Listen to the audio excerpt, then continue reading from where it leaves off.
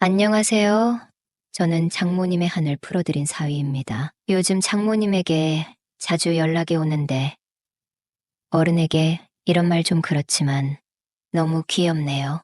저는 결혼한 지 5년 된 사람입니다. 토끼 같은 딸 하나 키우고 있고요. 아내와 맞벌이 하면서 알콩달콩 살고 있어요. 아내는 큰딸인데 장모님이 20대 초반에 아내를 출산해서 지금 50대 초반이십니다. 장인어른은 60대 초반이시고 건물 경비 일을 하고 계세요. 아내의 동생이 하나 있는데 회사 근처에서 자취하고 있어요. 장인어른은 이틀에 한 번 꼴로 회사에서 주무세요. 그래서 어버이날이나 생신, 모임 등을 할 때 장인어른의 근무일을 체크하고 만나요. 사실 얼마 안 된 일인데 장모님과 일이 있었네요. 세상에 장모와 사위가 그런 사이가 되었다니 하고 놀랄 분들이 많을 거예요. 저는 장모님의 매력에 빠지고 말았습니다. 제 아내는 멋진 캐리어 우먼이에요. 전공을 살려 열심히 일하고 있고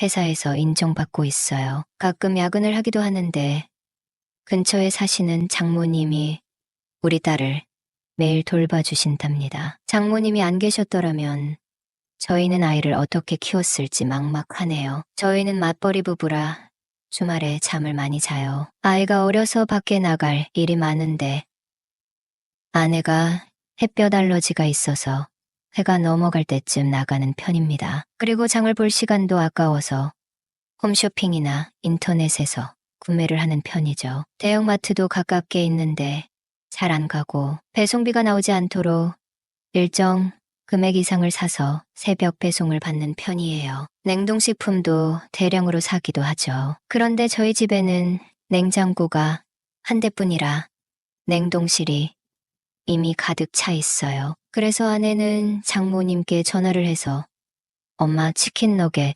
돈가스, 만두가 할인 중이라 많이 사놨는데 좀 갖다 드릴까요? 라고 물으면 응, 엄마가 그런 거 엄청 잘 먹지. 엄마 주면 맛맛인 먹을 테니 갖고 와라고 하십니다. 솔직히 아내가 음식을 많이 시키고 잘해 먹지 않아서 냉동고가 가득 차 있는 게 불만이기도 해요. 저는 성격이 좀 꼼꼼한 편이라 냉장고 정리를 하기도 합니다. 저희 회사는 야근도 거의 없고 집에서 가까운 편이니 제가 더 일찍 오니까요. 아내는 아이를 어린이집에 맡기고 출근을 해요. 그리고 장모님이 아이를 픽업해서 우리 집에 오셔서 돌봐주시니 아내가 야근하는 날에 제가 먼저 퇴근해서 집에 오자마자 샤워를 하고 장모님 드릴 식재료를 챙겨서 장모님께 갖다 드립니다. 어떤 날은 장모님이 저녁 식사를 챙겨주시기도 해요. 그러면 다 같이 저녁을 먹고 아이를 차에 태우고 장모님 댁에 모셔다 드립니다. 차로 5분 정도 거리인데 장모님은 운동 삼아 걸어가겠다고 하시지만 오후에 손녀 봐주시고 지쳐 있을 텐데 어떻게 걸어가시라고 하나요? 장모님과 거의 매일 보니 정도 들었고 말도 편하게 합니다. 장모님은 바로 집에 가시는 날도 있고 시골에서 농산물이 왔는데 깜빡 잊고 안 갖고 왔다면서 집에 올라와서 갖고 가라고 하실 때도 있어요. 그러면 딸과 장모님 댁에 가서 조금 놀다 옵니다. 가끔 장모님이 형광등을 갈아달라고 하시거나 고장난 것을 고쳐달라고 하실 때가 있는데 저는 흔쾌히 장모님을 도와드려요. 장인어른은 장모님보다 10살이 더 많은데 50대 중반에 은퇴하시고 경비 일을 나가세요. 수면 패턴이 불규칙하니 장인어른께 뭘 부탁하지 않는다고 하셔서 저도 이해하고 다 맞춰 드리고 있습니다. 어느 날 팬트리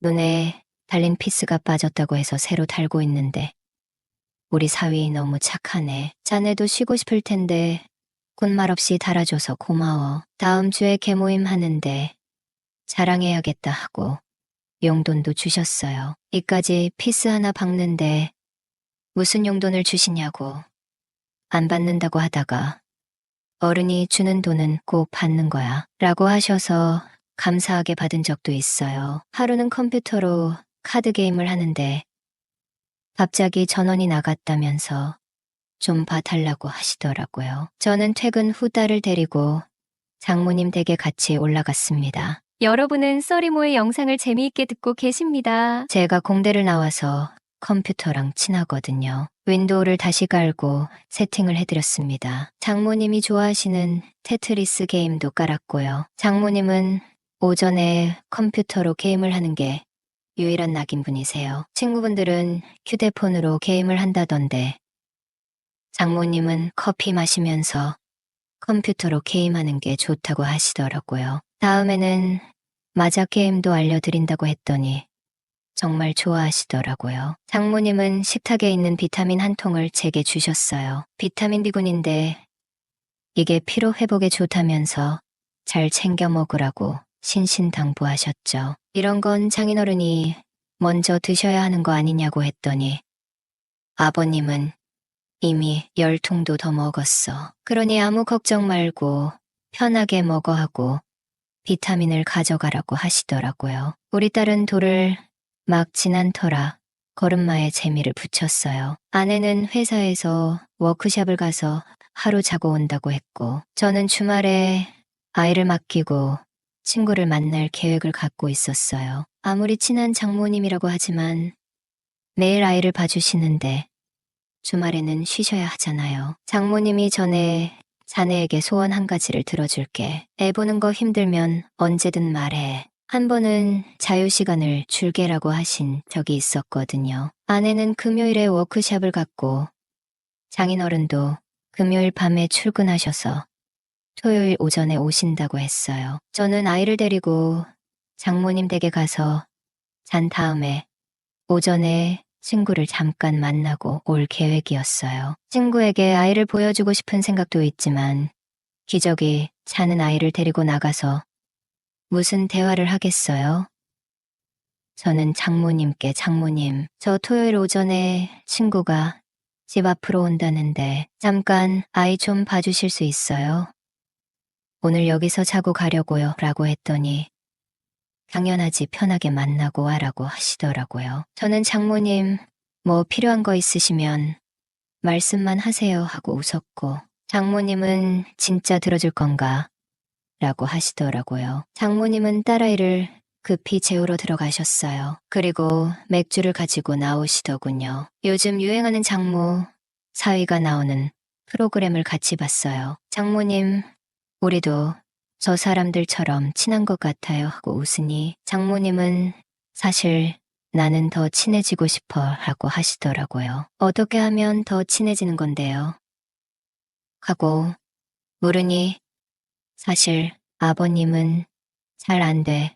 그래서 힘들어라고 하시는 거 있죠. 장모님은 신혼 때 빼고는 늘 외로웠다고 합니다. 그런데 건강하고 살가운 사위랑 내일 만나니 다시 신혼 때로 돌아가고 싶다는 생각이 든다고 하시더라고요. 그래서 비타민도 선물한 거라고 하셨어요. 저는 장모님을 살짝 안아드렸어요. 그리고 장모님이 원하는 대로 했습니다. 사실 저도 아내가 일 욕심이 많아 남처럼 지낸 지 오래됐다고 하니 우린 환상의 짝꿍이야 하면서 좋아하시더라고요. 요즘 장모님이 저를 보는 눈빛에서 꿀이 뚝뚝 흐르는 걸 느껴요. 장인어른에게서는 받지 못한 것을 받았다면서 사위하고 사이좋게 지내는 장모가 되니 세상을 보는 눈이 띄었다고 하시더라고요. 저는 친구를 잘 만나고 왔고 요즘 장모님에게 연락이 자주 옵니다. 혹여 제가 지치지 않을까 걱정하는 마음에 몸에 좋다는 음식도 잘 해주십니다. 그런 장모님이 왜 그렇게 귀여운지 모르겠네요. 딸이 못해주는 걸 엄마로서 책임져 준다는 말씀도 참 웃기고요. 사실 나이 차이는 잘 모르겠어요. 제 눈에는 귀엽고 활기차게 느껴지네요. 장모님은 딸이 부러운 건 처음이라고 하시는데 선을 지켜주시니 그 부분에서는 염려할 게 없고요. 당분간 매력 있는 장모님과 자주 만나게 될 것 같은데 이런 저를 욕하지는 말아주세요. 제 글을 읽어주셔서 감사합니다. 안녕하세요. 저는 30대 중반 평범한 유부남입니다. 평소 사연을 재밌게 듣고 있다가 몇 년 전에 저에게도 특별한 사연이 있어서 이렇게 제보를 하게 되었어요. 저와 제 아내는 평소 잘 알던 대학 선배의 소개로 만난 지 2년 만에 결혼에 골인하게 되었어요. 아내와 제가 특히나 잘 맞았던 부분은 둘 다 여행을 좋아하고 활동적인 성격이라 액티비티를 즐겼어요. 아내와는 여름에는 수영과 서핑보드, 겨울에는 스키와 스노우보드를 주로 즐기며 등산이나 조깅 등의 데일리 운동도 늘 함께 했습니다. 그 덕분인지 아내는 탄탄하고 늘씬한 몸매를 가졌어요. 지금도 애가 있다고 하면 다들 놀랄 정도로 몸매가 대단합니다. 본인도 그 사실을 잘 알고 있어서 연애할 때는 곧잘 몸매가 부각이 되는 옷을 입곤 했는데 그때마다 여자며 남자며 다들 제 아내를 힐끔힐끔 대는 게 눈에 보일 정도였어요. 이런 여자가 내 아내라는 게 너무 자랑스럽기도 했고 행복했습니다. 물론 저도 운동이 취미라 근육이나 체력에는 자신이 있었어요. 육체적인 활동으로 스트레스를 푸는 편이라 저에게는 집에만 가만히 있는 게 고역이었어요. 아내와는 결혼 후에도 늘 함께 운동을 다니다가 직장 선배의 추천으로 산악회를 가입하게 되었어요. 매주 일요일마다 아내와 산악회 활동을 하는 게 일상이 되어버렸었죠. 문제는 아내가 임신을 하면서 시작되었습니다. 처음에는 제게도 드디어 아이가 생겨서 너무나도 기뻤습니다. 아내가 몰래 혼자서 산부인과를 다녀와 찍은 초음파 사진을 보여주면서 여보, 이제 당신도 아빠가 됐어 라고 말을 하는데 그때 정말 울컥했습니다. 하지만 임신은 정말 쉬운 일이 아니더라고요. 아내는 입덧이 심해서 잘 먹지도 못하고 몸이 힘드니 계속 화를 내고 짜증이 많아졌습니다. 감정 기복도 심해서 웃다가 울다가를 오르락 내리락 하는데 저도 점점 힘들어지더군요. 압니다. 이럴 때일수록 아내 곁에서 아내를 돌봐야 한다는 것을. 그래서 저도 최선을 다했습니다. 근무 시간을 제외한 모든 시간을 아내 곁에서 있으려고 노력했어요. 제가 정성을 다해 아내를 돌보자 아내도 고맙고 미안해 하더라고요. 저는 당연히 제 일을 하고 있을 뿐이라며 아내를 달랬습니다. 하지만 사실은 저도 미칠 것 같더군요.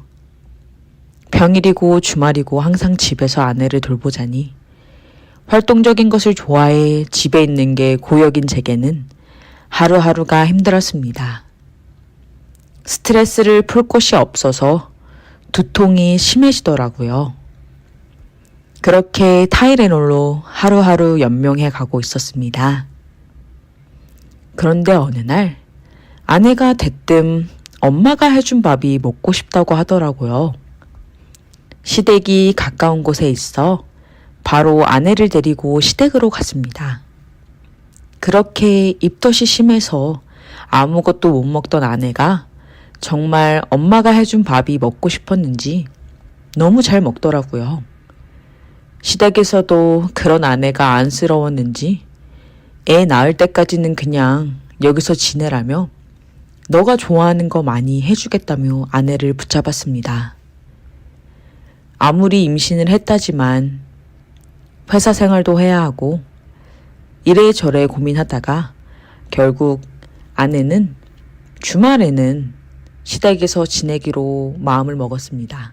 이렇게 하는 게 저에게도 자기에게도 좋을 것 같다면서 솔직히 여보도 나 돌보느냐 힘들지 않았냐며 주말에는 자기만의 시간을 가지라고 하더군요. 아내 앞에서는 아무렇지 않은 척했지만 솔직히 말해서 뭔가 해방되는 느낌이었어요. 그렇게 토요일에는 아내를 시댁에 데려다 주고 일요일에는 시댁에서 아내를 데려왔습니다. 생각해보니 결혼 후 아내가 없이 주말을 보낸 적이 한 번도 없더라고요. 그래서 막상 아내를 시댁에 데려다 주고 집에 오는데 좀 허전하긴 하더군요. 그래도 몸도 좀 풀고 바람도 쐴 겸 한강에 자전거를 타러 나갔습니다. 바람을 맞으며 달리는데 정말 행복하더라고요. 저녁에는 오랜만에 친구를 만나 한잔했어요. 오랜만에 맥주를 마시니 그렇게 좋더라고요.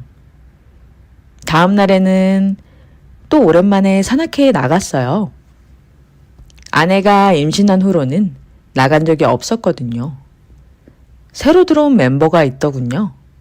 그 여자분은 야외 활동을 한 번도 하지 않은 것처럼 정말 새하얀 피부에 여리여리한 체구를 가지고 있었어요.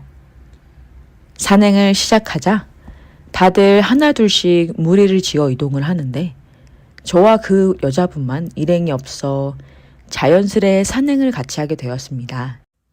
이런저런 얘기를 나누며 산을 오르는데 그녀는 산악회를 시작한 지 얼마 되지 않았다고 하더라고요.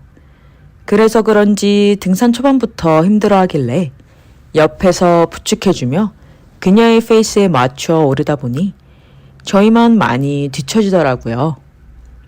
그녀는 많이 미안해했지만 저는 괜찮다며 꼭 정상 등반을 해야 하는 건 아니니 무리하지 말라고 그녀를 안심시켰습니다. 결국 저희는 중간에서 내려오는 무리를 만나 함께 하산했지요. 그렇게 뒤풀이도 함께 하고 금방 친해지게 되었어요. 다음 주에도 산악회에 나가자 그녀가 반갑다는 듯이 제게 인사를 건네며 제 옆으로 오더라고요. 그렇게 매주 산행을 함께하며 우린 점점 더 가까워졌어요. 그러던 어느 날 그녀에게서 연락이 왔습니다.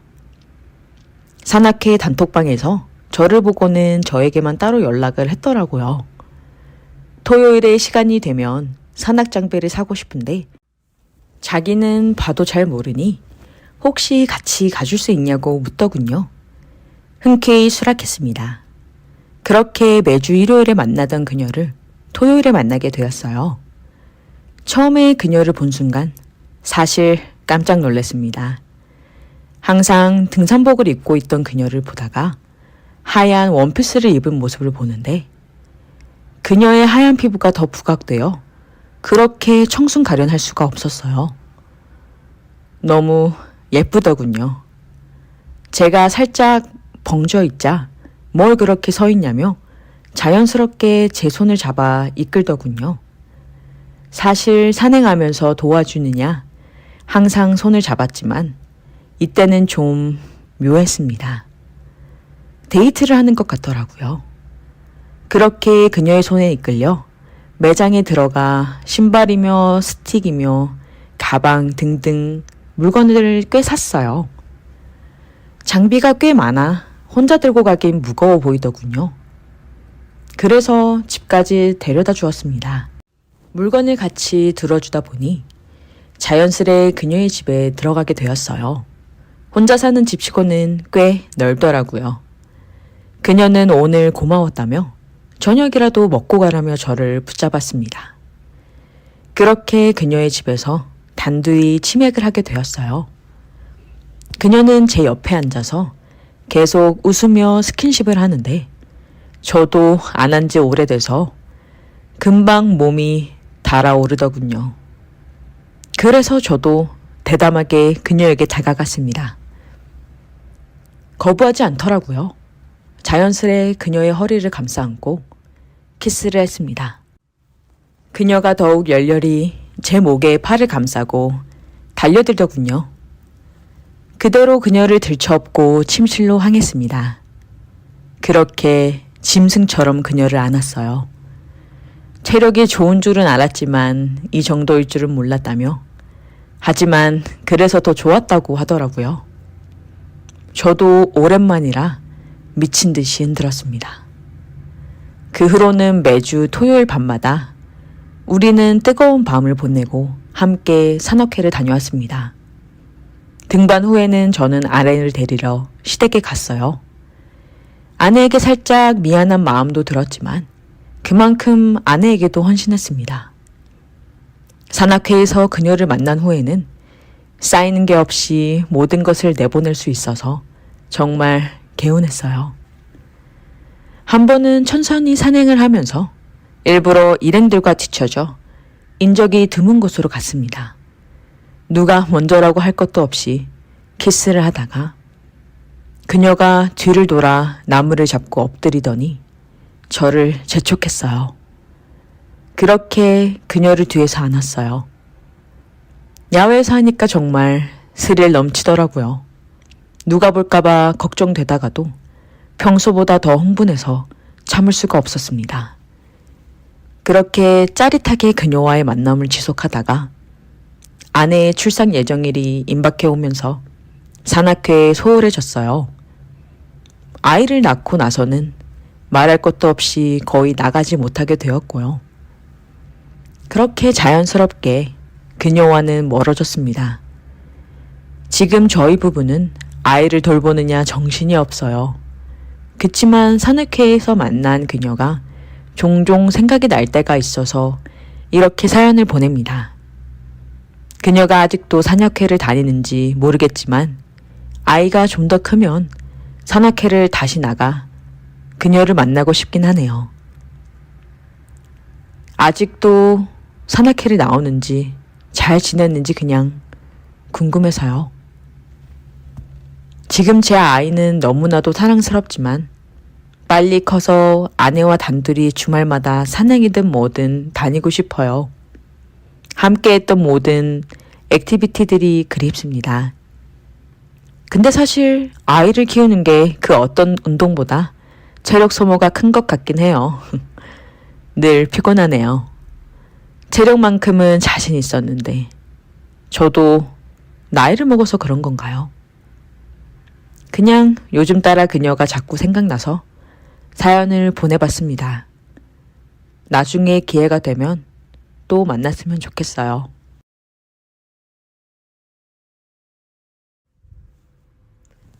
안녕하세요. 저는 30대 초반 평범한 직장인입니다. 최근에 돌이킬 수 없는 큰 실수를 하는 바람에 조언을 구하고자 사연을 보냅니다. 저에게는 사귄 지 2년이 넘은 여자친구가 있습니다. 여자친구는 친한 친구의 아는 동생이었는데 우연히 친구를 따라 술자리를 나왔다가 처음 만나게 되었고 그 후로는 제가 열렬히 구애한 끝에 사귀게 되었어요. 처음 본 순간부터 이 여자다 싶었어요. 제 이상형이 박보영이거든요.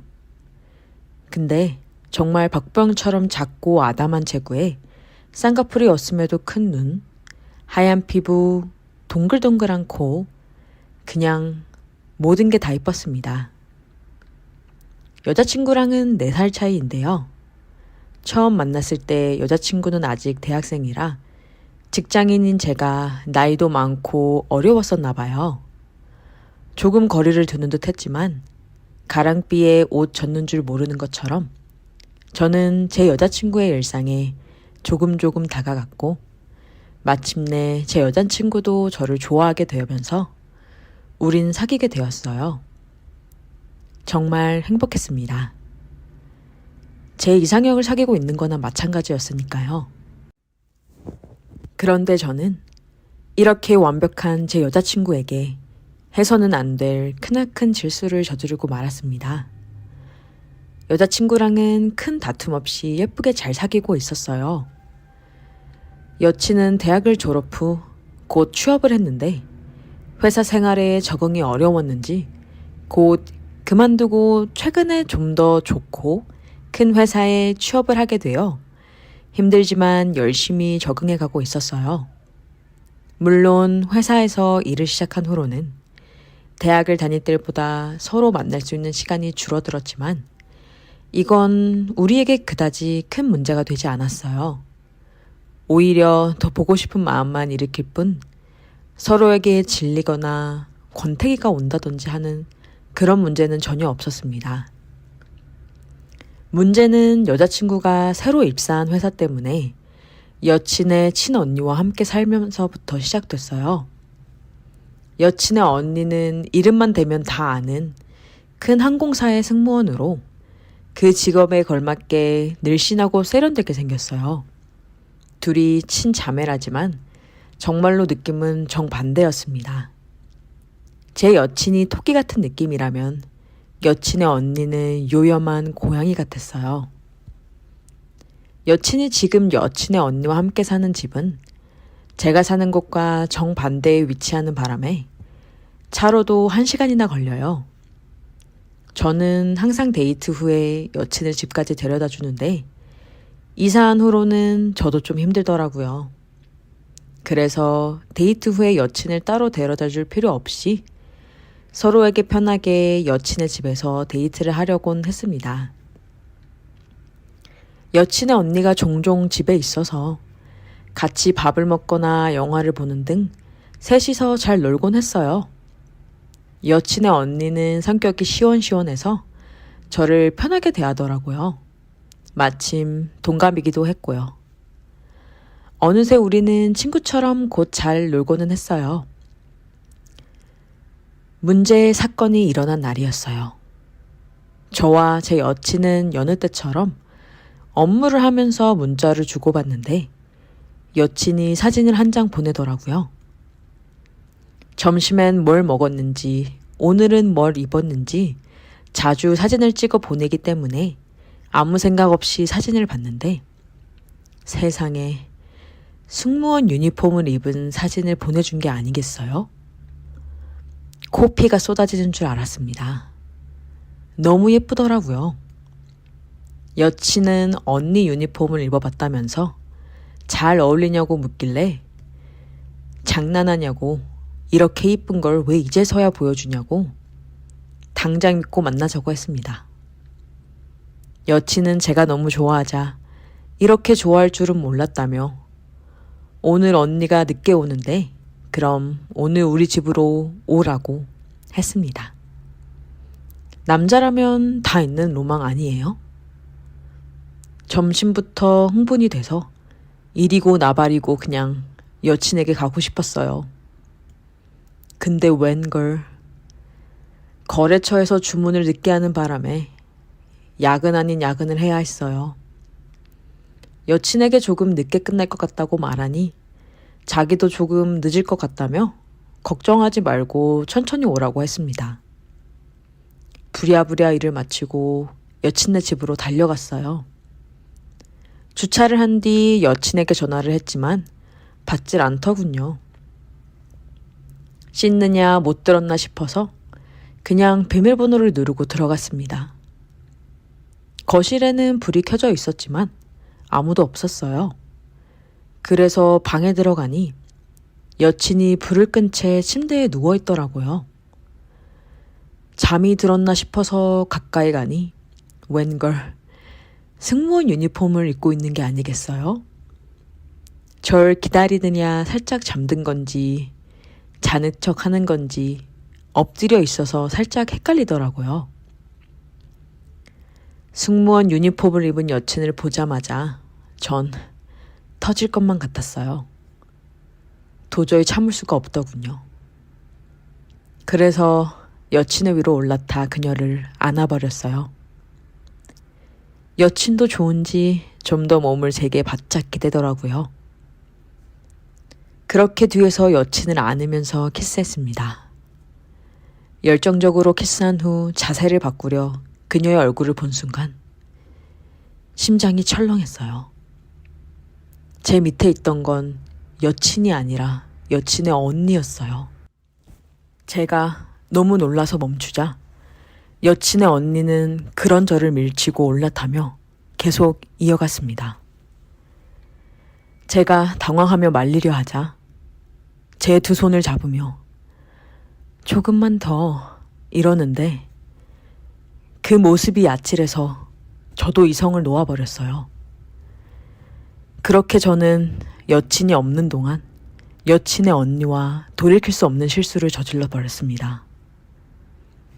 일을 끝낸 후에 여친의 언니는 오랜만에 해서 좋았다며 근데 이제 곧 동생이 올 테니 너는 가보는 게 좋겠다고 말하며 욕실로 들어갔어요.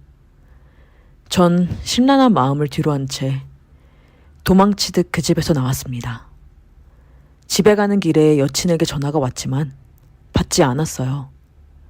여친은 야근에 없었던 회식까지 겹쳐 이제서야 끝났다고, 미안하다고, 많이 기다렸냐며 전화 좀 받아달라고 문자를 보내왔습니다. 여친의 전화가 계속 오길래 피곤해서 퇴근 후 집으로 바로 왔다고 걱정 말라고 문자를 남겼습니다. 죄책감에 도저히 여친의 전화는 받을 수가 없더라고요. 그렇게 한 일주일은 그냥 문자만 하며 여친을 피해 다녔습니다. 갑자기 이러니 당연히 여친도 속상해 하더라고요. 여친을 어떻게 대할지 몰라 무작정 피하기만 했습니다. 여친이 결국 회사 앞으로 찾아왔더라고요. 그동안 걱정이 많았는지 얼굴이 헬쓱한 게 마음이 아팠습니다. 그렇게 근처 카페에 들어가 대화를 나눴어요. 여친은 자기에게 실증이 난 거냐며 울며기며 말하는데 그 모습이 정말 가슴이 찢어지는 것처럼 아팠습니다. 하지만 여친의 언니와 있었던 일은 절대로 말할 수 없었어요. 그래서 그냥 집안에 힘든 일이 있어서 혼자 있을 시간이 필요했다며 걱정시켜서 미안하다고 여친을 달랬습니다. 그렇게 오랜만에 여친을 만나 화해의 키스를 하고 여친을 집으로 데려다 주었어요. 여친이 잠시 들어와서 언니랑 인사도 하는 겸 쉬고 가라고 했지만 피곤하다며 거절했습니다. 여친의 언니를 만나는 것도 그 집에 다시 들어가는 것도 다 두려웠어요. 혹시라도 제 여친이 여친의 언니와 제 사이에 이상한 낌새를 눈치채기라도 하는 날에는 전 여친을 잃을 수 없었습니다. 그렇게 그 후로는 여친을 집까지 데려다 주기만 할 뿐 절대 집에 들어가지 않았어요. 피곤했지만 그래도 어쩔 수 없었어요. 여느 때와 마찬가지로 여친을 데려다 주는데 마침 여친의 언니도 집에 들어가는 길이라 마주쳐 버렸어요. 퇴근길인지 승무원 유니폼을 입고 있는데 그날이 생각나서 아찔했습니다. 여친의 언니를 똑바로 볼 수가 없었어요. 제 반응이 재밌는지 운전석에 더 가까이 다가와서 제게 인사를 건네더군요. 그렇게 서둘러 여친을 내려주고 여친과 여친의 언니가 집에 들어가는 뒷모습을 보는데 여친의 언니의 뒤태에 더 눈이 가더라고요. 저도 모르겠습니다. 여친 언니는 어떻게 저렇게 아무렇지 않은 건지 전 미칠 것만 같은데 자꾸 여친의 언니가 생각이 나요. 그 집에 다시 들어가고 싶습니다. 그래도 될까요? 여친이 상처받지 않는 선에서 여친의 언니와도 잘 지내고 싶어요. 제 욕심인가요? 어떻게 해야 여친과도 여친의 언니와도 잘 지낼 수 있는 건가요? 7월 중순의 한여름, 퇴근하자마자 나는 곧장 에어컨 리모컨을 눌렀다. 그런데 웬일인가 에어컨이 켜지긴 했는데 찬바람은커녕 미적지근한 공기만 흘러나온다. 더운 공기 속에서 몇 번이나 버튼을 눌렀지만 소용없었다. 오후 7시가 넘어 제조사 고객센터는 이미 업무 종료 상태였다. 에어컨 없는 여름이라니 상상도 하기 싫다. 본가로 갈까 고민했지만 잔소리를 피하고 싶은 마음에 주차장으로 향했다. 그러다 문득 길 건너 조그마한 사무실 간판이 눈에 들어왔다. 보람설비, 에어컨 설치 및 수리. 순간 저기라도 가볼까? 하는 생각이 들었다. 사실 본가에는 정말이지 가기가 싫었다. 그 이유는 너무도 뻔했다. 본가에만 가면 어김없이 쏟아질 잔소리 폭격이 기다리고 있었기 때문이다. 남자는 생겼느냐? 그래서 결혼은 언제 할 거냐? 이 두 마디가 어찌나 집요하게 반복되는지 본가에만 가면 내 삶의 목적이 결혼 하나로 축소되는 기분이었다. 특히 아버지는 내가 30대 중반이 된 이후로는 집에 들어설 때마다 연애와 결혼 얘기를 꺼내며 한숨을 푹푹 쉬곤 했다. 내 나이에 애 둘은 낳고 살았어야지. 그렇게 혼자 살다가는 나중에 후회한다. 친구들은 다 결혼했을 텐데 넌 뭐 하고 있는 거냐? 거기다 엄마까지 가세하면 상황은 더 난감해졌다. 엄마는 늘 옆에서 부채질하듯 말을 덧붙였다. 아빠, 말이 맞아. 이러다 나중에 늦으면 진짜 누가 데려가겠어? 내가 이상형만 고집해서 그런 거야. 눈 좀 낮추라고 몇 번이나 말했잖아. 이런 상황에서 굳이 본가에 가는 건 에어컨 없는 여름밤보다도 더 끔찍한 일이었다. 어디든 다른 방법을 찾아보자. 그렇게 간판에 적힌 보람설비라는 글자가 갑자기 구세주처럼 보이기 시작했다. 문을 열고 들어가니 아내는 40대 중반쯤으로 보이는 아저씨가 소파에 앉아 TV를 보고 있었다. 둥글둥글한 얼굴에 햇볕에 그을린 까무잡잡한 피부. 스포츠형 머리보다 살짝 긴 스타일. 비록 눈에 띄게 잘생긴 얼굴은 아니었지만 어딘가 푸근하고 믿음직스러운 분위기가 느껴졌다. 저기요, 아저씨. 맞은편 원룸에 얼마 전에 이사 온 사람인데요. 네. 무슨 일이신가요? 에어컨이 고장나서 그런데 혹시 지금 수리 가능할까요? 아저씨는 입가에 옅은 미소를 띠며 나를 천천히 훑어보더니 대답했다. 방금 퇴근하려던 참인데 예쁜 아가씨가 부탁하는데 안 봐줄 수 있나요? 집에 가서 상태 한번 봅시다. 그의 말에 별다른 뜻은 없겠지만 예쁜 아가씨라는 단어가 어쩐지 낯설게 들렸다. 그저 흔히 쓰는 표현일 뿐인데도 순간 가벼운 긴장감이 스쳤다. 말투는 부드러웠지만 나를 바라보는 시선이 묘하게 따뜻하면서도 직설적이었다. 나는 괜히 머리카락을 매만지며 잠깐 시선을 피했다. 아, 네. 그럼 이쪽으로 와주세요. 더위 때문인지 아니면 그의 태도 때문인지 심장이 평소보다 조금 더 빨리 뛰는 것만 같았다. 내가 앞장서고 아저씨는 내 뒤를 바짝 따라오고 있었다. 문득 누군가를 데리고 우리 집으로 들어가는 것이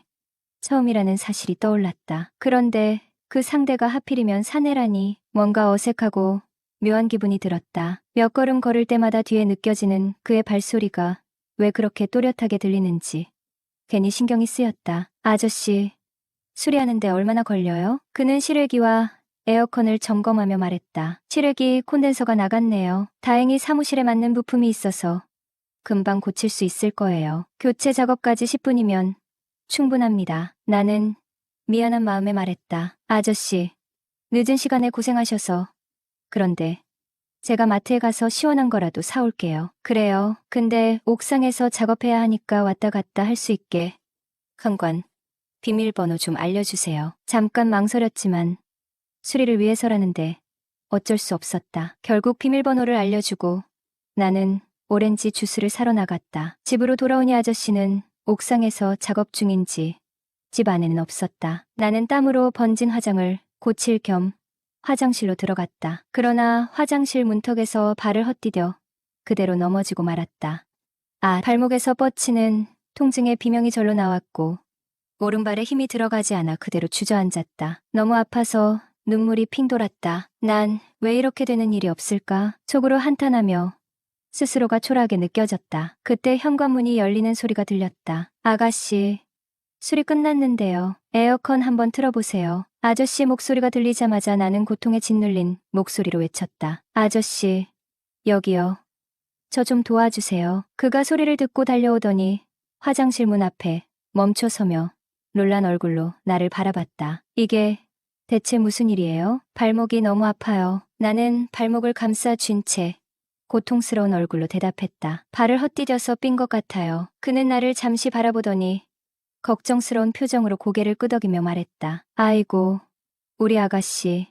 많이 아프겠네. 어쩜 좋노. 그의 목소리가 뜻밖의 부드러워 긴장이 조금 풀리는 듯했다. 그는 침착하게 말했다. 일단 자리부터 옮겨야겠네요. 움직이지 말고 가만히 계세요. 그리고는 갑자기 나를 번쩍 들어 올렸다. 어머나.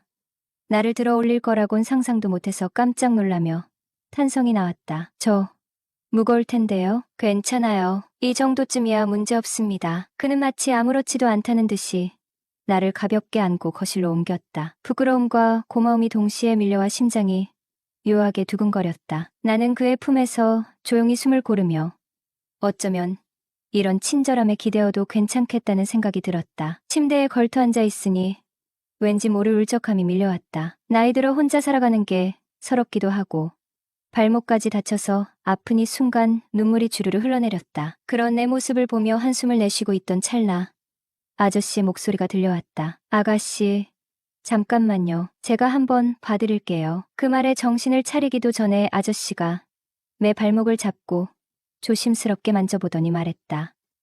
아저씨, 아파요. 흑흑흑. 내가 힘없이 울먹이자 아저씨는 내 발목을 만지며 진지한 목소리로 말했다. 잠깐만.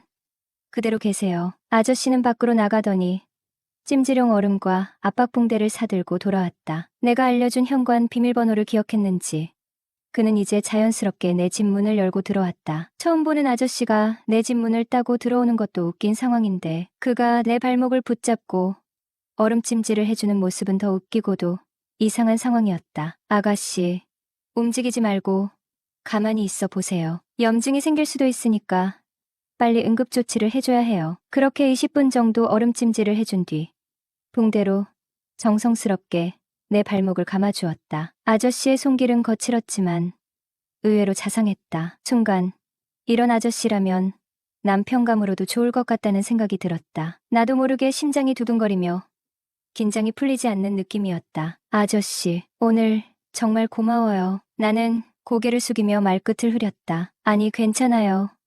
이제 푹 쉬세요. 저는 이만 가볼게요. 아저씨는 나를 걱정하는 눈빛을 보내며 발걸음을 떼려 했다. 그런데 그 순간 이상하게 혼자 있기 불안하고 떨리는 기분이었다. 아저씨, 조금만 더 있어 주세요. 저 혼자 있으면 좀 무서워요. 아저씨는 잠시 당황한 듯 웃으며 고개를 끄덕였다. 그럼 잠시만 더 있다 가죠. 오래 살다 보니 여자가 날 다 붙잡네. 하하, 아저씨, 그럼 나이는? 내가 자연스럽게 물어봤다. 45살이에요. 혹시 결혼은 하셨어요? 나도 모르게 그 질문을 던졌다. 아니요. 노총각이에요. 하하, 아저씨는 웃으며 답했다. 저도 올해 40인데 미혼이에요. 그 말에 아저씨는 잠시 웃음을 지으며 고개를 끄덕였다. 그 순간 내가 느낀 어색함은 다시 한번 나를 당황하게 만들었다. 아저씨, 그럼 다음에 제가 밥 한번 살게요. 밥만? 이 정도면 술까지 사야 되는 거 아시죠? 아저씨가 농담을 섞어 말했다. 네, 술도 사드릴게요. 간만에 이쁜 아가씨랑 데이트도 하고 공짜 술도 얻어먹겠네. 그날 이후 아저씨와 나는 자연스럽게 연락을 주고받게 되었다. 처음엔 어색하고 낯설었지만 점점 더 자주 만나게 되었고 함께 보낸 시간은 생각보다 빠르게 쌓여갔다. 아저씨는 내가 힘들 때마다 다정하게 내 곁을 지켜주었고 나는 그런 그에게 점점 더 마음을 열었다. 안녕하세요. 올해 40살을 맞이한 미혼 여성입니다. 결혼에 대한 가능성을 이제는 거의 포기한 상태였는데요. 8년을 사귄 남자친구가 있었어요. 그는 2살 연하였고 결혼 전부터 시어머니는 이거 사달라, 그거 사달라며 요구를 계속하셨고 저는 그 모든 요구를 묵묵히 들어드렸습니다. 물론 남자친구도 일은 하지 않고 병원에 자주 다니며 몸에 좋다는 보약도 챙겨드리며 용돈도 매달 드리곤 했죠. 시간이 지나면서 두 모자는 점점 저를 호구처럼 대하기 시작했습니다. 그리고 결혼을 막상 이야기할 때쯤 남자친구는 결혼을 망설였고 그때서야 쓰레기 같은 사람임을 알게 되면서 결국 헤어졌습니다. 이후 진정한 좋은 인연을 만나기 위해 소개팅도 많이 나갔고 결혼정보 업체에 등록한 뒤 선도 보고 연애도 했지만 결국 3번의 연애를 끝내고 나니 이제는 사람 만나는 것조차 힘들게 느껴졌습니다. 그래서 수영장도 다니고 볼링 동호회에도 가입해 2군데를 다니면서 열심히 노력했지만 나이 문제도 있었고 자연스럽게 연애를 하기엔 점점 더 어려운 느낌이었어요. 그 후 3년 전까지는 나름대로 노력했지만 결국 결혼에 대한 꿈은 포기한 상태로 지내왔습니다. 지금은 연락하는 사람도 없고 오히려 개인 사업에 집중하며 시간을 보내고 있습니다. 바빠서 외출도 거의 하지 않다 보니 새로운 인연을 만날 기회도 전혀 없었고요. 그런 가운데 주변 사람들의 질문은 점점 더 스트레스가 되어갔습니다. 특히 동네 사람들이 왜 아직 결혼 안 했냐? 며 자꾸 물어보는 게 고통이었죠. 어느 날은 엄마에게 혹시 딸 한번 갔다 왔냐? 라는 말을 듣고 그 이야기가 몇 날, 며칠 마음에 남았습니다. 결국 나는 동네를 떠나기로 결심하고 본가에서 2시간이나 떨어진 곳으로 이사를 갔습니다. 그리고 그곳에서 5살 많은 동네 아저씨를 만나게 되었죠. 벌써 만나온 지 2년이 다 되어 갑니다. 그동안 만난 남자들 중에서 가장 키도 작고 얼굴도 말하기 힘든 외모를 가졌지만 그의 성격과 매너는 아주 좋았습니다. 그의 직업은 힘든 일인 노가다였지만 그의 성격이 서글서글하고 배려심이 많아서 점점 그에게 끌리게 되었죠. 제가 처음에는 외모보다는 마음에 이끌려서 만남을 시작했고 그 사람도 제가 외모에 큰 비중을 두지 않는다는 점을 알고 점차 우리 사이의 궁합이 너무 잘 맞아갔습니다. 자주 만나다 보니 어느새 그 사람을 생각하지 않으려고 해도 자꾸만 떠오르고 일상 속에서도 그를 많이 생각하게 되었습니다. 그러다 보니 제가 먼저 제안해서 그 남자에게 생활비를 조금 받고 함께 살기로 했습니다. 그는 저를 많이 좋아해 주었고 저도 그를 많이 좋아했기 때문에 결혼에 대한 이야기도 자연스럽게 나왔습니다. 그러나 현실적인 문제들이 늘 마음에 걸렸습니다. 그는 모아둔 돈이 많지 않고 학력도 고졸이라 부모님께서는 실망하실 게 뻔한 상황이었죠. 그럼에도 불구하고 저는 그와 함께하고 싶은 마음이 컸습니다. 하지만 이 모든 고민을 품고 살다 보니 때때로 머릿속이 복잡해지고 앞으로 어떻게 해야 할지에 대한 생각이 많아졌습니다. 부모님에게 이 사실을 어떻게 말씀드려야 할지, 그리고 그가 상처를 받지 않게 하려면 어떻게 해야 할지, 결혼을 선택하는 게 맞는지 아니면 관계를 정리하는 게 맞는지 갈피를 잡지 못한 채 하루하루를 보내고 있습니다. 사랑은 외적인 조건보다 내적인 이해와 존중에서 비롯된다. 그리고 인생에서 중요한 것은 남의 기대가 아닌 자신이 진정으로 원하는 삶을 살아가는 것이다. 결혼은 두 사람의 마음과 신뢰가 깊어질 때 진정한 의미를 가지며 그 길을 함께 걷는 용기가 필요하다.